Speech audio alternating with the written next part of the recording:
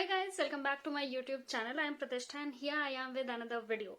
So आज का जो टॉपिक है वो आप लोग बहुत सारे लोग पूछ रहे थे मुझसे टेलीग्राम पे और YouTube कमेंट में कि आप लोग मॉक टेस्ट नहीं लगा पाते हो या फिर नहीं लगा रहे हो या क्यों लगाना चाहिए। और बहुत सारे लोगों के तो ऐसे डाउट्स थे कि जिसमें उनके नंबर नहीं आते थे, यानी कि नंबर नहीं आ रहे। आप मॉक टेस्ट तो दे रहे हो, टेस्ट सीरीज तो लगा रहे हो, लेकिन आपके नंबर नहीं आ रहे हैं, तो फिर आपको क्या करना चाहिए और क्या नंबर आना इम्पोर्टेंस रखता है या नहीं रखता है। तो आज हम इन सारे टॉपिक्स पे बात करेंगे, तो आइए वीडियो शुरू करते हैं। सबसे पहला जो पॉइंट है वो ये है कि व्हाई इज दिस इम्पोर्टेंट। तो टेस्ट सीरीज लगाना इतना इम्पोर्टेंट आखिर क्यों है। तो सबसे पहले बात मैं बता देती हूँ, जैसे कि अगर एग्जाम हो रहा है, मतलब अचानक से आपका एग्जाम होता है, आपने बहुत सारा पढ़ लिया और अचानक से आपको एग्जाम देने जाना है, तो कभी भी आप अपना 100% नहीं दे सकते हो। वैसे भी कितना भी आप पढ़ के जाओ, आप कभी भी अपना 100% तो वैसे भी नहीं दे सकते हो, लेकिन फिर भी अगर आपको 90% देना है, 80% देना है, तो वो भी आप नहीं दे पाओगे, क्योंकि एग्जाम का जो प्रेशर होता है वो बहुत ज्यादा होता है। आप लोगों को अभी पता नहीं चलता, यानी कि जो लोग पहली बार एग्जाम देने जा रहे हैं उनको शायद ऐसा महसूस ना हो, या फिर जो हमेशा एग्जाम देने जाते होंगे उनको पता होगा कि वहां पे जैसे आज आप यहाँ पे जो पढ़ रहे हो, वहां पे जाने के बाद सारी चीजें भूली हुई लगती हैं और सारी चीजें कंफ्यूजन में लगती हैं। ऐसा बहुत सारे लोगों के साथ होता है और ये बिल्कुल ही नॉर्मल है, क्योंकि वो हमारे दिमाग में, सबकॉन्शियस माइंड में चलता रहता है कि नहीं मुझे ज्यादा नंबर लाने हैं, और उसके चक्कर में हम जैसे अगर ऑप्शंस दिए गए हैं तो उनमें ही हम कंफ्यूज हो जाते हैं, जबकि हमें जो आंसर है वो अच्छे से पता होता है। तो ये चीज होती ही है, ये नॉर्मल है जैसा कि मैंने बताया। तो इस वजह से टेस्ट सीरीज या फिर मॉक टेस्ट या जो प्रैक्टिस सेट है ऑफलाइन ही हो, वो बहुत ज्यादा जरूरी है ये आकलन करने के लिए, ये कैलकुलेट करने के लिए कि आपकी तैयारी मतलब कहाँ तक पहुंची है। अब तक आपने जो भी पढ़ा है, क्या आप उसको याद रख पा रहे हो, क्या उसमें आपको रिवीजन की जरूरत है, क्या जो आपने पढ़ा है वो आपको याद नहीं आता है, या फिर जो ऑप्शंस आते हैं उसमें आप बहुत ज्यादा कंफ्यूज होते हो। तो इसलिए आपको बहुत ज्यादा जरूरी है कि आप टेस्ट सीरीज करो। मैंने एक बार नहीं कई कई बार बोला है कि टेस्ट सीरीज बहुत इंपॉर्टेंट है, वो हर इंसान को करना ही चाहिए।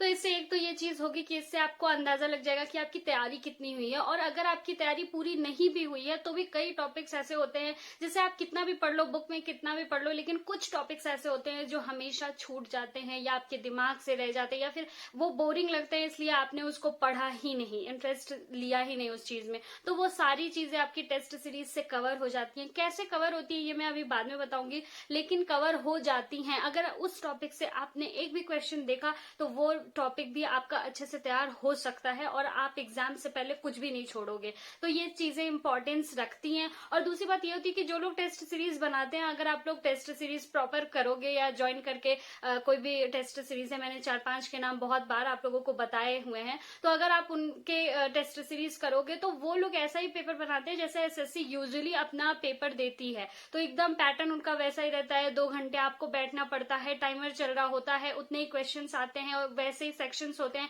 तो उससे आपको मतलब बैठने की टेंडेंसी भी बन जाती है, आपका प्रेशर भी कंट्रोल होने लगता है। आप कई बार टेस्ट सीरीज दोगे तो आपको ऐसा नहीं लगेगा एग्जाम में जाके कि मतलब मैं पहली बार ये सारी चीजें कर रहा हूं, तो आपको थोड़ा सा आसान लगेगा। तो ये सारी इंपॉर्टेंस होती हैं टेस्ट सीरीज की, और बिल्कुल जरूर से जरूर आपको टेस्ट सीरीज करके ही जाना चाहिए एग्जाम से पहले ना। दूसरी चीज ये आती है कि कब आपको टेस्ट सीरीज स्टार्ट करनी चाहिए, मतलब कौन सा वक्त होता है। बहुत सारे लोग बोलते हैं कि अभी मेरी तैयारी ही नहीं हुई है, कैसे टेस्ट सीरीज कर सकता हूँ, क्योंकि उसमें तो सारे टॉपिक्स पूछे जाएंगे, सिलेबस से सारे क्वेश्चंस आएंगे, लेकिन मेरा सिलेबस ही कंप्लीट नहीं हुआ है, तो मैं कैसे टेस्ट सीरीज कर सकता हूँ।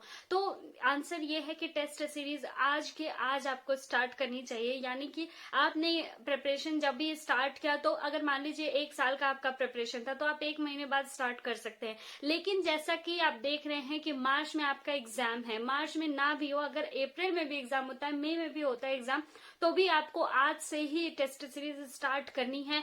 नो मैटर कि आपका सिलेबस नहीं हुआ है, आपका रीजनिंग नहीं हुआ है, आपका इंग्लिश नहीं हुआ है, आपके करंट तो तैयार ही नहीं है, या फिर आज से टेस्ट सीरीज क्यों दे जब पेपर 6 महीने बाद होना है, तो उसके करंट के क्वेश्चन नहीं आएंगे। ये सब आपको दिमाग में नहीं लाना है, आज के आज आपको स्टार्ट करना है टेस्ट सीरीज करना। अगर मान लीजिए आप 1 साल का मतलब वक्त लेके चलते हैं, 1 साल की आपकी तैयारी है, तो आज से अगर आप टेस्ट सीरीज करते हैं तो कोई बात नहीं, आप आराम आराम से वीकली एक एक कर सकते हैं। लेकिन अगर आपका एग्जाम मार्च में है, जो कि अगर पोस्टपोन हो भी जाए तो अप्रैल या मई में होगा, उसके लिए आज से ही आपको टेस्ट सीरीज करना जरूरी है, अगर आप सीरियसली तैयार करना चाहते हैं या फिर सीरियसली इस जॉब को पाना चाहते हैं या फिर सीरियसली इस एग्जाम को क्वालिफाई करना चाहते हैं। अब एक दिन में कितनी टेस्ट सीरीज करनी चाहिए, लगानी चाहिए, कितने मॉक्स लगाने चाहिए, इसके बारे में बहुत सारे क्वेश्चंस मुझे आते हैं। तो इसका आंसर मैं दूंगी इस पॉइंट के बाद, मतलब मैं इसका आंसर लास्ट में दूंगी। उससे पहले हम लोग ये बात करेंगे कि आखिर टेस्ट सीरीज कैसी लगानी चाहिए, मॉक टेस्ट कैसे लगाने चाहिए, और अगर उसमें आपका नंबर नहीं आ रहा है तो फिर क्या करना चाहिए, या फिर नंबर इंपॉर्टेंस रखते हैं या नहीं रखते हैं, तो हम इसके बारे में बात करेंगे। तो मॉक टेस्ट मतलब कैसे लगाना चाहिए, ये मैंने आपको कई बार बताया है कि आपको पर डे एक मॉक टेस्ट लेना है। एसएससी स्टेनोग्राफर का ही हो तो वो बेस्ट है, क्योंकि बहुत सारे लोग जब प्रैक्टिस करते हैं तो बहुत सारी अलग अलग एग्जाम्स की भी प्रैक्टिस करते हैं, जैसे सीजीएल करने लगते हैं, सीएचएसएल करने लगते हैं, तो वो प्रैक्टिस बेस्ड पे सही है। लेकिन अगर आप टेस्ट सीरीज करते हैं और आपको टेस्ट सीरीज खरीदनी है तो आप सिर्फ और सिर्फ स्टेनोग्राफर की खरीदिए, यानी कि जो भी आप एग्जाम देने वाले हैं उसी एग्जाम की टेस्ट सीरीज खरीदिए और उसको ही लगाइए। और टेस्ट सीरीज अनगिनत होते हैं, मतलब ऐसा नहीं होता अगर मान लीजिए आपने किसी एक ब्रांड का टेस्ट सीरीज खरीद लिया और उसके सारे टेस्ट आपके हो चुके हैं, तो आप किसी मतलब उसी ब्रांड के किसी और एग्जाम का टेस्ट सीरीज खरीदने से अच्छा है किसी और ब्रांड का टेस्ट सीरीज खरीद लीजिए सेम एग्जाम का, तो आपको क्वेश्चन भी अलग मिल जाएंगे और फिर आपकी प्रैक्टिस और ज्यादा मजबूत हो जाएगी। अब देखिए, मैंने कई बार बताया है कि आपको टेस्ट सीरीज कैसे लगानी है। आपको टेस्ट सीरीज लेनी है और उसके बाद मतलब 2 घंटे आराम से बैठने हैं बिना किसी डिस्टरबेंस के। और मैंने कई बार आपसे कहा है कि हमेशा माहौल जो है वो बहुत नॉर्मल बना के रखिए। अगर आपके एरिया में बहुत ज्यादा गर्मी होती है तो एसी चलाकर आराम से मत बैठिए, या फिर आपके एरिया में इस समय बहुत सर्दी हो रही है या एग्जाम के समय बहुत सर्दी होने वाली है तो बिल्कुल रजाई ओढ़ के मत ये टेस्ट सीरीज दीजिए, लैपटॉप पे आराम से रजाई में बैठे, तो ऐसा मत कीजिए, क्योंकि इससे जो है वो आपका जो हैबिट बनेगी वो आरामदायक टेस्ट देने की बनेगी। और आप जानते हैं कि आप कहीं भी सेंटर पे जाओगे तो इतना आराम तो आपको नहीं मिलेगा। अगर सर्दी का मौसम है तो आपको टेबल और चेयर पे बैठना पड़ेगा और सर्दी आपको लगेगी।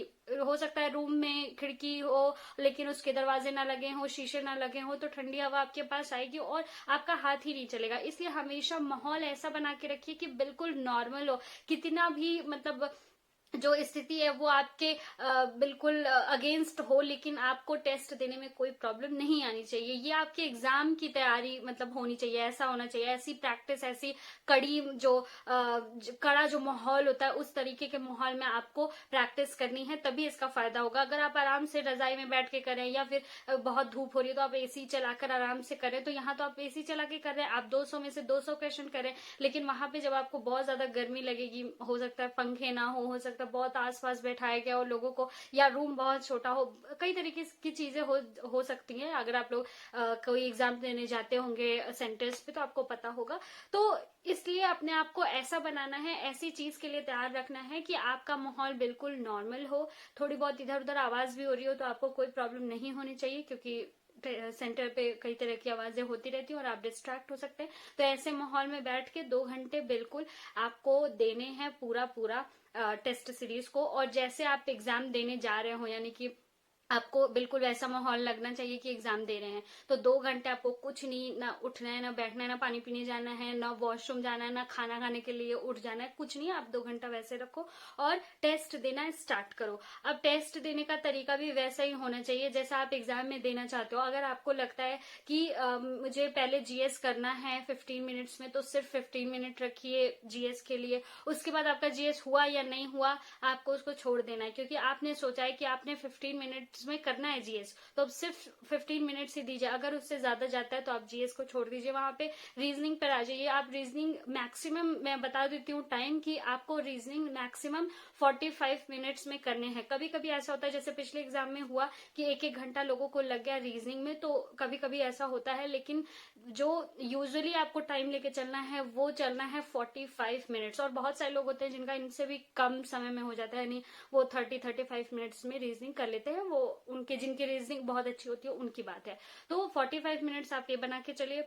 और बाकी का 1 घंटा जो होगा वो आपको इंग्लिश करना है। तो इस तरह से आप बनाकर चलिए। आप इसको मतलब मिक्स भी कर सकते हैं, अपने हिसाब से एडजस्ट कर सकते हैं। कुछ लोगों को अच्छा लगता है कि वो इंग्लिश अगर पहले करते तो ज्यादा वो अटेम्प्ट कर पाते हैं। तो टेस्ट सीरीज में ये सारी चीजें आपको टेस्ट करनी है कि मैं अगर पहले जीएस करता हूँ, फिर रीजनिंग करता हूँ और फिर इंग्लिश करता हूँ, तब मैं ज्यादा अटेम्प्ट कर पाता हूँ, या फिर पहले जीएस करता हूँ, इंग्लिश करता हूँ, तब रीजनिंग करता हूँ, तब ज्यादा मतलब अटेम्प्ट कर पाता हूँ। जैसे भी मतलब जो भी आपको सूट करता है वो चीजें आपको करनी है। या फिर आपको लगता है कि नहीं मैं जीएस लास्ट में करता हूं तो फिर मेरा ज्यादा अटेम्प्ट हो पाता है, तो वो आपके ऊपर है। आपको इन्हीं सारी चीजों में टेस्ट करना है। अचानक से एग्जाम में देख जाकर आपको कोई चीज टेस्ट नहीं करनी है। तो ये इस बात का आपको ध्यान रखना है।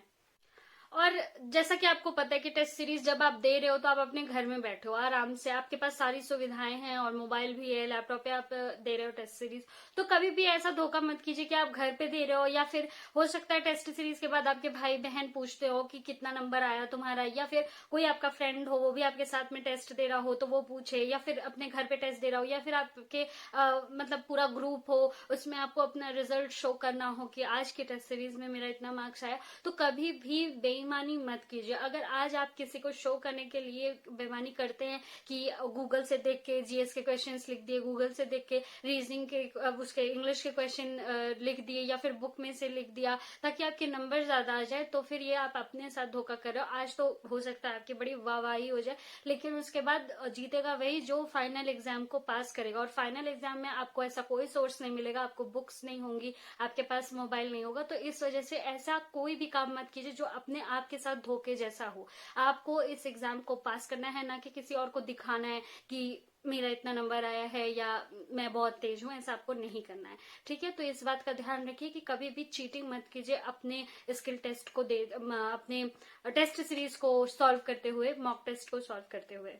अच्छा, यहाँ तक तो लोगों के लिए, बहुत सारे लोगों के लिए बहुत आसान प्रोसेस होता है। वो रोज उठते हैं, सोचते हैं हाँ टेस्ट सीरीज करना है, मैम बोल रहे हैं या फिर कोई सर बोल रहे हैं और टेस्ट सीरीज करना है करना है करना है, तो वो कर देते हैं। उसके बाद वो नंबर मिलाते हैं कि आज मेरा तो किसी दिन आया था, मेरा 180 नंबर आए थे और आज मेरे 115 नंबर आ रहे हैं, 106 नंबर आ रहे हैं, 107 नंबर आ रहे हैं, 100 भी नहीं पहुंच रहे हैं, 90 नंबर आ रहे हैं। तो इस बात से लोग बहुत परेशान होते हैं और उसके बाद फिर रख देते हैं। या फिर किसी का कॉन्स्टेंटली आ रहा है, मतलब 100 से ऊपर ही नहीं जा रहे, तो वो लिखते हैं कि मैम मेरा तो नंबर ही नहीं आ रहा है, मैं क्या करूं।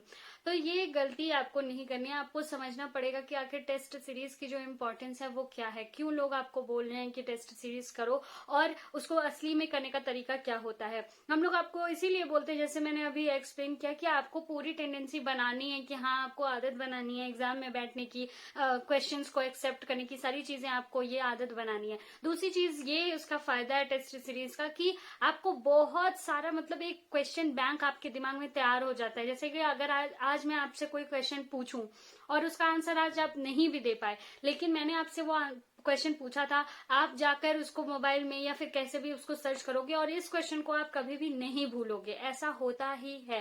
तो ऐसा ही टेस्ट सीरीज का भी है। भले ही आपको पूरे 100% जो क्वेश्चन है वो ना याद रहे, लेकिन अगर इस एक भी बार आपने उसको पढ़ लिया तो आपको जिंदगी भर वो क्वेश्चन याद रहेंगे, उसका आंसर याद रहेगा। तो यही फॉर्मूला होता है टेस्ट सीरीज करने का। मतलब यही, इसी वजह से लोग एक दूसरे को पुश करते हैं कि नहीं टेस्ट सीरीज करो। हम लोग इतने इसीलिए आप लोगों को बोलते हैं कि टेस्ट सीरीज करो। तो आपको यही करना है, उसका तरीका ये अपनाना है आपको कि टेस्ट सीरीज आपने कर दी तो आपको बैठना नहीं है कि हाँ बैठ गया, मेरा तो 100 ही नंबर आ रहा है, और किसी का 160 नंबर आ रहा है तो वो बैठ गया कि भैया इस बार तो पूरा मतलब तैयार है और बिल्कुल कर लूंगा। ऐसा नहीं करना है। हो सकता है कि जिस टेस्ट में आपका 160 नंबर आया उसमें कुछ आपके तुक्के लग गए थे, आपने कुछ, ऑब्वियस सी बात है जब हम पेपर देते हैं तो कुछ तो तुक्के लगाते हैं, तो कुछ आपके तुक्के हो गए, वो आपने लगा दिया।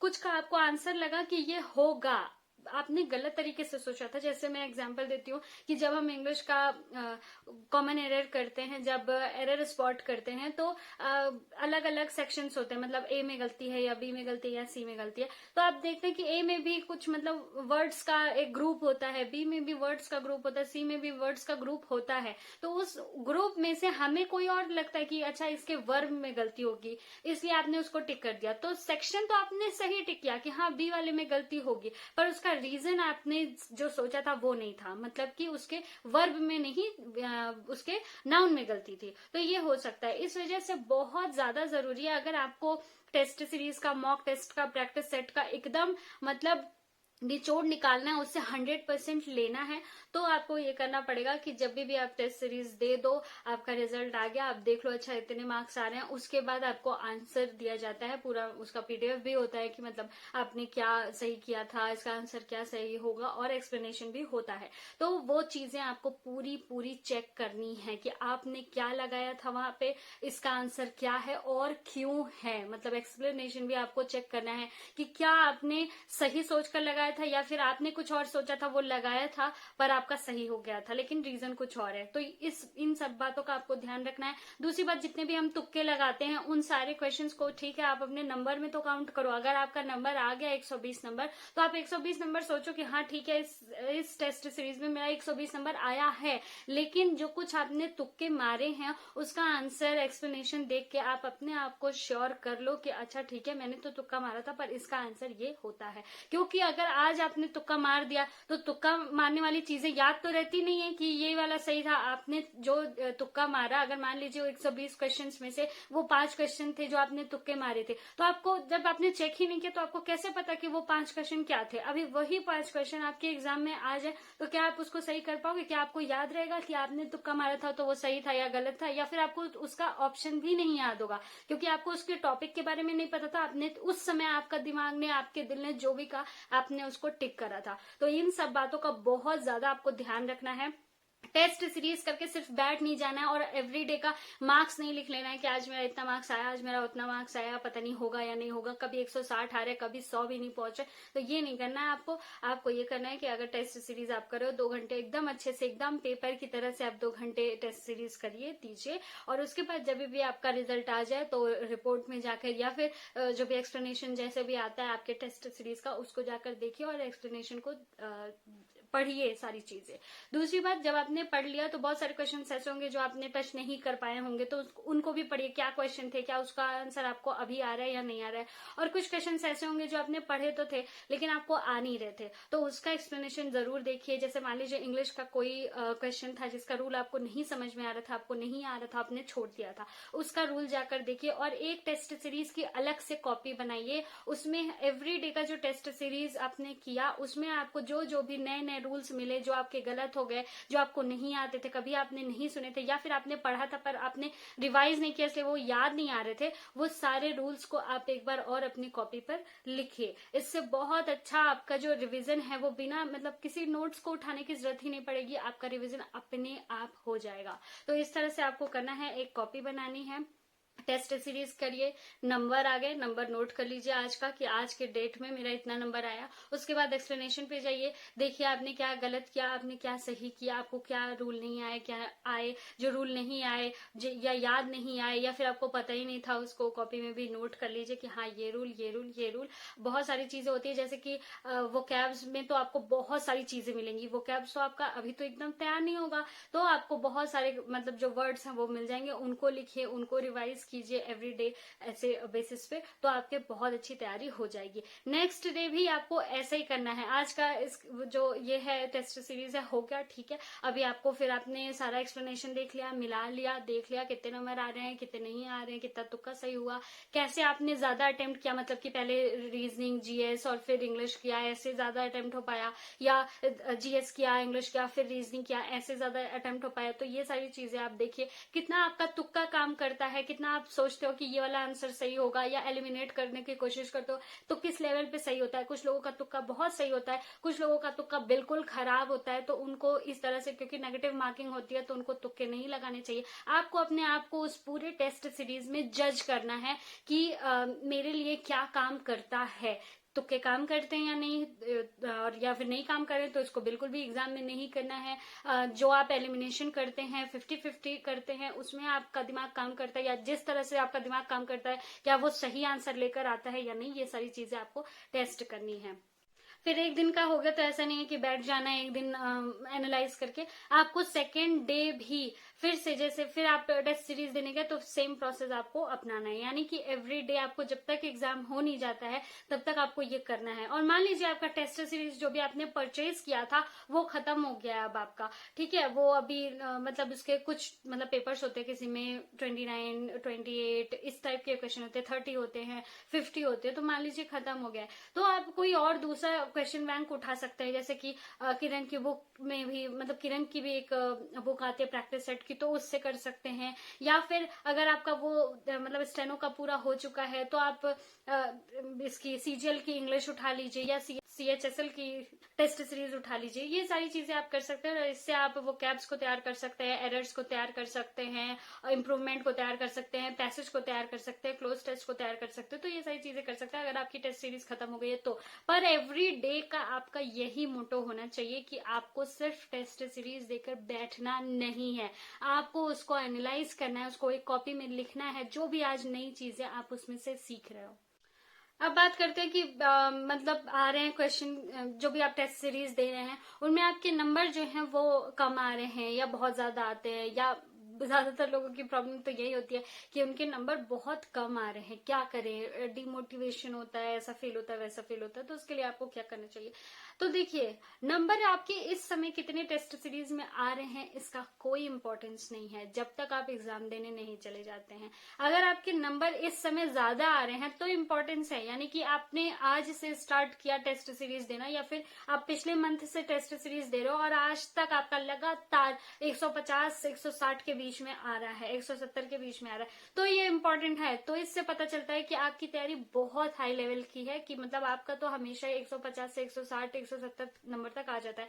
तो फिर आपको ये अपने आप के बारे में जज करना है कि अच्छा ठीक है, मेरी तैयारी अच्छी है और मुझे और ज्यादा इम्प्रूव करना है ताकि यहाँ पे और ज्यादा नंबर आए और जो एग्जाम है उसमें भी अच्छे खासे स्कोर बन पाए। लेकिन अगर आपका 100 के करीब आ रहा है, 90 आ रहा है, 80 आ रहा है, 110 आ रहा है, 120 आ रहा है, तो फिर आपको घबराने की जरूरत नहीं है। इसका तो सही सीधा मतलब है कि हाँ ठीक है, आपकी तैयारी बहुत ज्यादा नहीं है, लेकिन इसका बस मतलब यही है कि आपकी अभी तैयारी बहुत अच्छी नहीं है। इसका मतलब ये कतई भी नहीं है कि आपका एग्जाम में नहीं हो सकता है, क्योंकि हम पढ़ते इसी वजह से ताकि हमारी तैयारी हो सके और हम एग्जाम में अच्छा कर पाए। अगर ऐसा होता कि आज मेरे दिमाग का जो लेवल है बस उस लेवल पे मुझे एग्जाम देना है और उस लेवल पे मुझे एग्जाम क्लियर करना है, तब तो कोई भी नहीं करता। मतलब ठीक है, जिसका पहले से ही बचपन से या फिर उसने जो भी अभी तक पढ़ा हुआ है उसी हिसाब से पेपर दे देता, तो फिर कोई कंपटीशन की तैयारी ही क्यों करता, कोई मेहनत ही क्यों करता। तो इस बात को आपको समझना बहुत ज्यादा जरूरी है कि हम पढ़ाई ही इसीलिए कर रहे हैं कि ताकि हम अपनी जो कमियां हैं उसको सही कर सके, उसको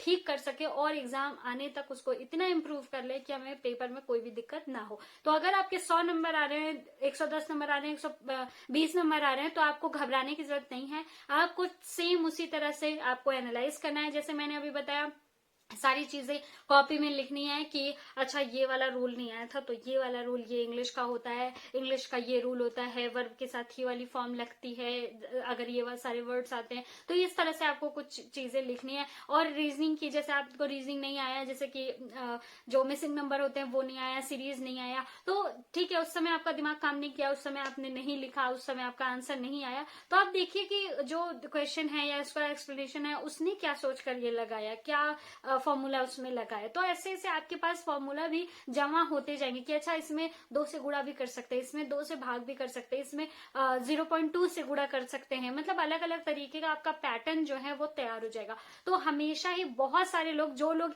इस बात से बहुत परेशान है कि मेरा नंबर नहीं आ रहा है तो क्या मैं नहीं पास कर पाऊंगा, वो बिल्कुल ये मतलब छोड़ दें, ये भ्रम जो है उनका वो छोड़ दें। या ऐसा कुछ भी नहीं है कि अगर आज आपके टेस्ट सीरीज में नंबर नहीं आ रहे इसका मतलब आप नहीं कर सकते, किसी के 150 आ रहे हैं तो उसी का होगा, ऐसा नहीं है। आज अगर आपको नहीं आ रहा है तो आज आप अपनी गलतियों को, कमियों को इम्प्रूव कीजिए, पढ़िए। जिस बारे में आपको नहीं पता है, जीएस का कोई टॉपिक है जिसके बारे में आपको नहीं पता था, क्वेश्चन आ गया और इस वजह से आप नंबर नहीं गेन कर पाए, तो उसको आज पढ़िए, उस कॉपी में लिखिए, एनालाइज करने वाली कॉपी में लिखिए और उसको रिवाइज कीजिए। तो यही तरीका अपनाना है आपको, यही सबसे ज्यादा इम्पोर्टेंट है टेस्ट सीरीज करने के वक्त। तो मैंने इतना समझा दिया। आई होप कि आपको अच्छे से समझ में आया हो कि आखिर टेस्ट सीरीज का क्या महत्व होता है और इसको करने का सही तरीका क्या होता है, और अगर नंबर नहीं आ रहे हैं तो आपको क्या करना है और कितनी इंपॉर्टेंस होती है अभी नंबर आने की। तो ये सारी चीजें आई होप कि आप समझ गए होंगे। अगर आप नहीं समझे हैं तो आप कमेंट बॉक्स में या फिर टेलीग्राम में मुझसे पूछ सकते हैं, अगर इसमें से कोई टॉपिक आपको नहीं समझ में आया, इसमें से कोई पॉइंट आपको नहीं समझ में आया हो तो। अब बात करते हैं सबसे लास्ट चीज की, कि एक दिन में आपको कितनी टेस्ट सीरीज करनी चाहिए। तो अगर आपने, मैंने जैसे बताया कि अगर एक साल की आपकी तैयारी है, जैसे कि अगर कुछ लोग ऐसे होंगे जो 2021 का प्रिपरेशन करेंगे, या कुछ लोग ऐसे होते हैं जो 11th में होते हैं, 12th में होते हैं, वो 2022 का करते हैं। ओके, तो ऐसे लोगों के लिए टेस्ट सीरीज आप लीजिए, पर उस टेस्ट सीरीज को आप वीकली कीजिए।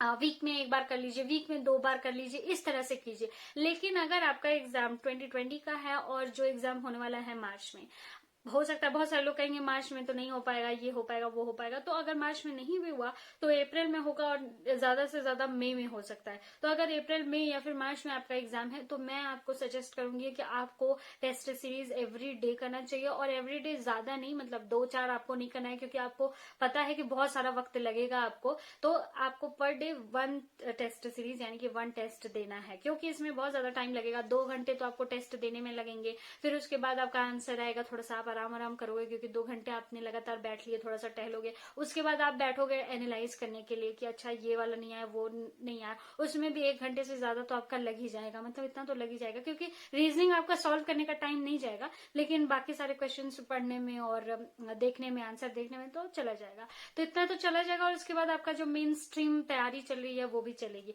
तो आपको क्या करना है, बस एक टेस्ट सीरीज आपकी मतलब सफिशिएंट है। अगर पर डे आप एक टेस्ट सीरीज देते हो तो वेल एंड गुड है, बहुत ही अच्छा है, और उसको अच्छे से एनालाइज कीजिए। बजाय कि आप एक दिन में 4 टेस्ट सीरीज दे रहे हैं पर उसको मतलब एनालाइज ही नहीं कर रहे, बस अपना नंबर देख रहे हैं कि आज इतना नंबर आ गया, कल इतने नंबर आ गए, परसों इतने नंबर आ गए।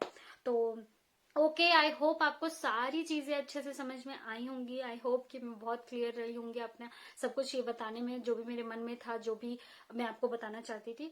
तो जुटे रहिए अपनी तैयारी में, और मार्च का जो पेपर है उसमें बहुत बहुत अच्छा परफॉर्म कीजिए। ऑल द वेरी बेस्ट आप लोगों को अभी से। और अगला वीडियो किस बारे में होना चाहिए वो भी कमेंट बॉक्स में आप लोग बताते रहा कीजिए, जिससे मुझे अंदाजा लग जाता है कि आपको क्या चाहिए। तो चलते हैं, मिलते हैं नए वीडियो में, अगले वीडियो में, तब तक के लिए नमस्कार।